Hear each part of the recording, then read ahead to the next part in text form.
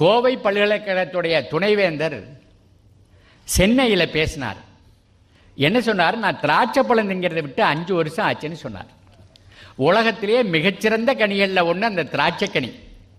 அதை வேளாண் பல்கலைக்கழகத்துடைய துணைவேந்தர் டாக்டர் ஜெயராஜ் சாப்பிட்றதை நிறுத்திட்டாருன்னா எல்லாரும் காது தீட்டிக்கிட்டு கேட்குறாங்க ஏன். அவர் சொன்னார், திராட்சை தோட்டத்தில் தொங்குது அந்த கொலை, அதில் யாரும் இந்த விஷத்தையே தெளிக்கலை. அவங்க அமுல் பால் பவுடர் டப்பாவில் தண்ணியை ஊற்றி அதில் கொஞ்சம் என்ட்ரின், கொஞ்சம் எக்கலாக்ஸு, கொஞ்சம் சுமத்தியான், கொஞ்சம் மாலத்தியான், கொஞ்சம் பாரத்தியான், கொஞ்சம் செவினு, கொஞ்சம் ஃபால்டாலு, கொஞ்சம் ரோகாரு, கொஞ்சம் டாட்டா ரோகாரு, கொஞ்சம் நூவக்ரானு, கொஞ்சம் டெமக்ரானு, கொஞ்சம் டைத்தேனு, கொஞ்சம் ஹினோசானு, கொஞ்சம் மானோக்ரோட்டபாஸு, கொஞ்சம் எண்டோசல்ஃபான், கொஞ்சம் குங்ஃபு, கொஞ்சம் கராத்தே எல்லாம் கொட்டி குச்சியால் கலக்கிட்டு ஒவ்வொரு திராட்சை கொலையில் முக்கி